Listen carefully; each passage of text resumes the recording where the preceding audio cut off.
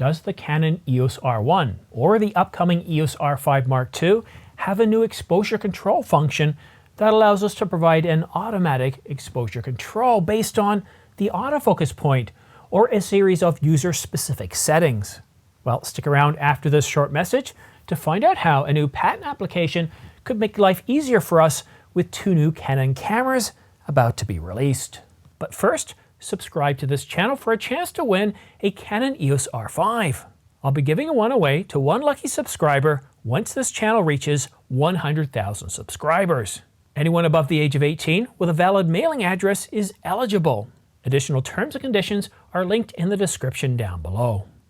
Japanese patent application JP 2024-01-1915, filed on July the 15th, 2022, but published recently on January the 25th, 2024, provides exposure adjustments.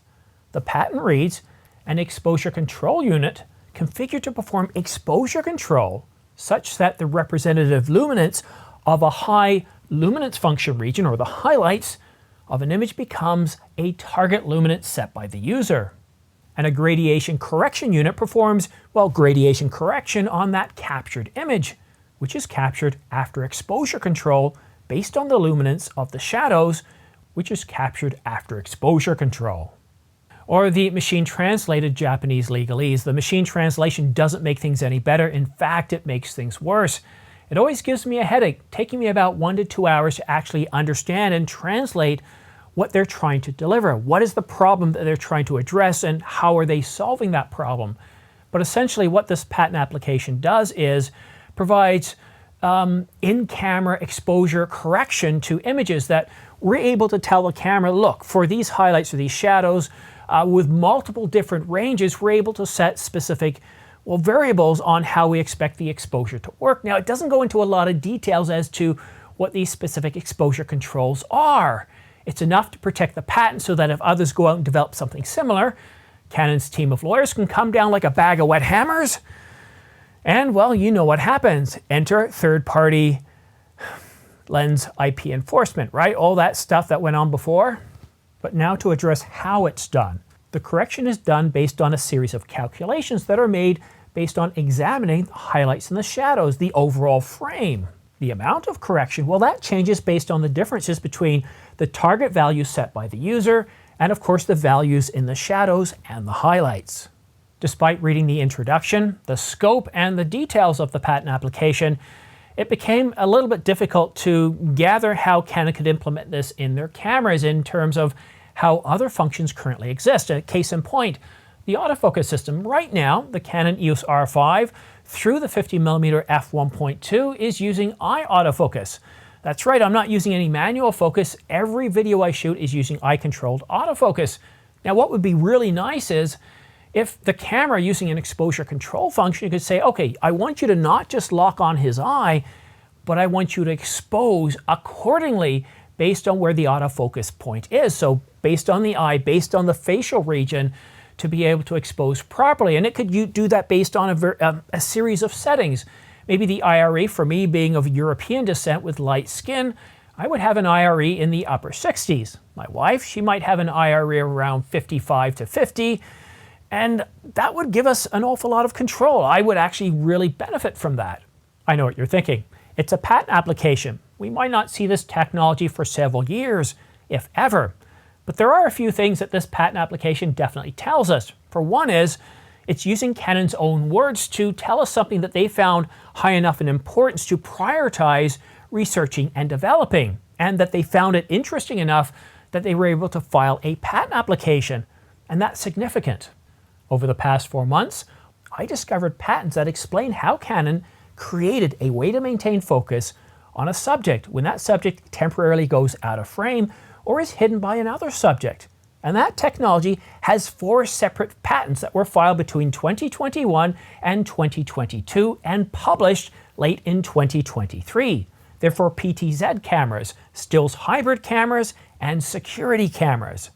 Then there's patent application JP 2023-167107 that solves the problem of motion blur correction, and JP 2023-167798 provides a new power zoom capability that we saw implemented in Canon's RF 24-105 f2.8 L series lens.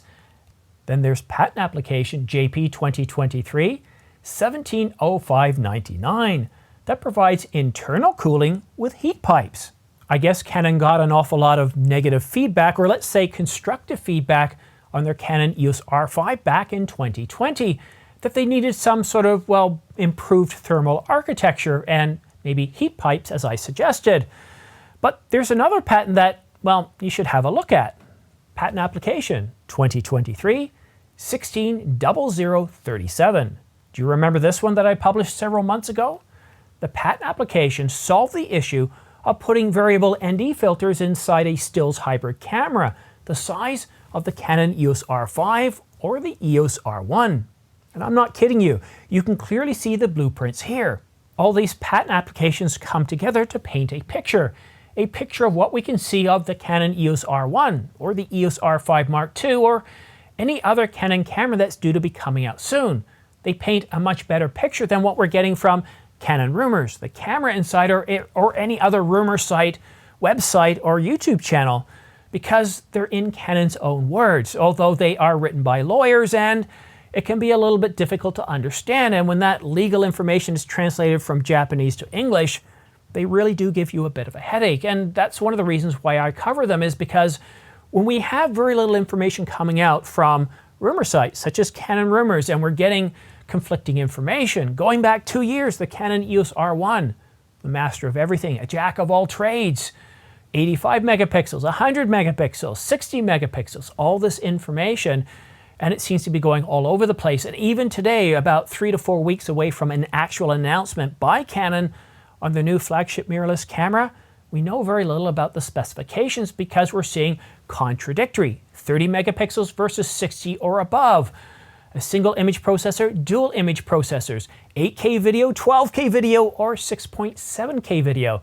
Patent applications tell us what they've been working on, and one thing I think it's pretty safe to say that we're going to get in the Canon EOS R1 and the Canon EOS R5 Mark II are improvements to the autofocus system, and specifically dealing with subject and object tracking. So when your subject or object is temporarily moving out of frame or becomes obstructed from view by some sort of, well, obstruction, the autofocus system doesn't go hunting, go crazy, go over to the next person. It knows that that person that you are following, or that subject or that object, has temporarily been hidden, and it will kind of freeze its autofocus point, and then, based on some trajectory algorithms that it's got, reacquire the subject or object when it comes back into frame.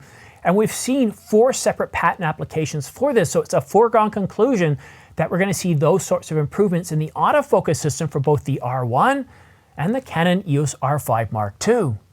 At this point, I don't know anything about heat pipes or internal ND filters.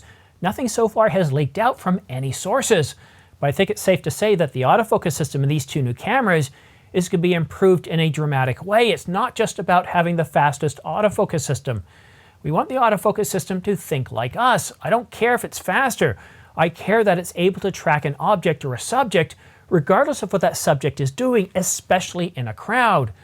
With the Olympics coming up, the Paris 2024 Olympics coming up in late July, being able to track subjects such as sprinters when other sprinters are close by when shooting with a 100 to 300, a 200 to 500, or even, God forbid, somebody's there shooting with a 200 to 800 millimeter, it's going to lock onto your subject and it's not going to bounce between other people, ruining the shot. And I think that's really critical. And that's why I continue to follow patent applications, because in this information here, we have a better idea of what we can expect.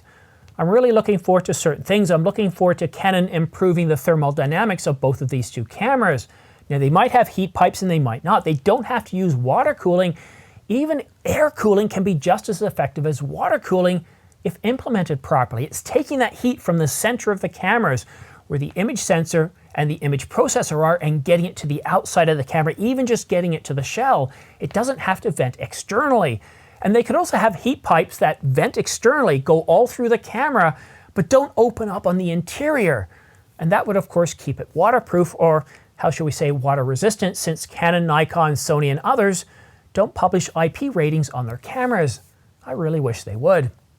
hopefully very shortly we get some credible leak specifications on the Canon EOS R1, giving us an idea of what this camera is going to be able to do for us, what value it provides us. It's nice to know what capabilities we might be getting from patent applications, but the true value comes in the outcomes, not the kinetic, not the potential, but what we actually see. And that's one thing I'm looking forward to seeing. So don't forget to subscribe and follow me on X. And if you're looking at purchasing new camera gear, lenses, and accessories, don't forget to use my affiliate links. Oh, and one other thing you might have noticed, in the bottom of this video, I have a pre-order link, smart pre-order links for the Canon EOS R1. That's because we are expecting an announcement in the next 3 weeks. And what the smart pre-order links do is, well, they won't work right now. Once the embargo's lifted, you'll be able to use these smart pre-order links to show off every single kit package available at Adorama, B&H, or Amazon.com. And why that's significant is you don't have to go scanning through them. You don't have to go looking for a pre-order.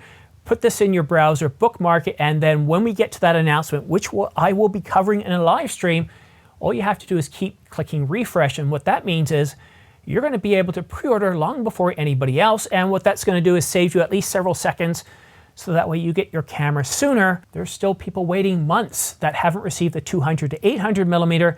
And let's not even talk about the 100 to 300 millimeter. That's been on the market for a lot longer, and people still haven't received that lens. Anyhow, thank you so much for watching, and a big thanks to all of you that have purchased camera gear accessories through my pre-order links. I get anywhere from 2 to 12% back, and that really does help support this channel. I really do appreciate it. And actually, I'm going to take this as an opportunity to go a little bit behind the scenes.